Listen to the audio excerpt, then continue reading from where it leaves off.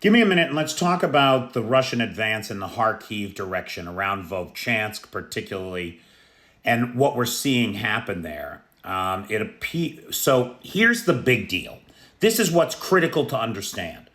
The thinking among analysts was that this whole move in the north, up around the Kharkiv direction, was intended to draw Ukrainian forces away from the main push of the Russians in Donetsk so that they could achieve a breakthrough down there, right? It's what military analysts will call a feint, right? They pretend to be attacking here, but really they're going to get you when you move your troops to defend that space.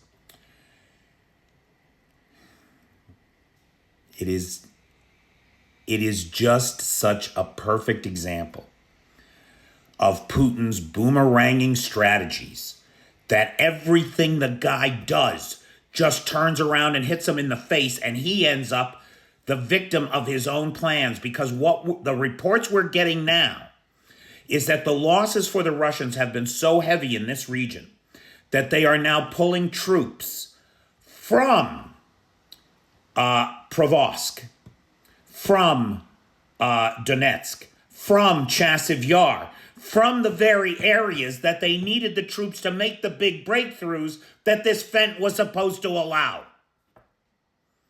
It's unreal. Not to mention the classic blunder that this opened the door to the use of U.S. military weapons inside of Russia. Now, not the ATACMS, right? We're still micromanaging the Ukrainians' war from D.C. with this bullshit. Not in any direction, not in Rostov, not right, but anywhere where over the Russian border there's a threat to Ukraine and a legitimate military target.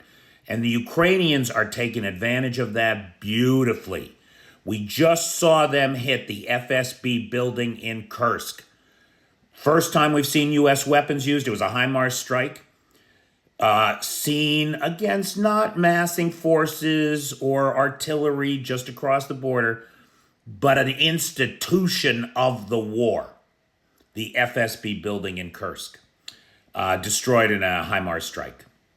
Unknown number of casualties. The fact that the Russians are doing what they were trying to force the Ukrainians to do, pull troops from the critical areas of the front line. Oh, including Kherson, too. Troops have been pulled from the left bank of the Dnipro. And moving them here to plug this hole that they created and that they are now hemorrhaging out of is the kind of boomerang strategy that we've come to expect from the Kremlin. Everything these guys does backfires in their faces. It doesn't matter that they had overwhelming odds, every advantage militarily, economically, over Ukraine at the beginning of this war. Their incompetence and their willingness to follow an incompetent down the road of cultural suicide is what's going to end them and this war. Make no mistake, Russia has no future.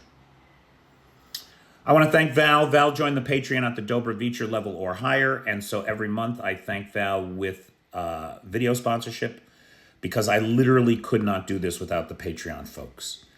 And so for everybody over on the Patreon, thank you. If you'd like to help me out and keep me here in Ukraine, bringing the news to you, join the Patreon. The link is in the bio. And if you want a video shout out, just join at the Dobrovicher level or higher. Thanks, guys.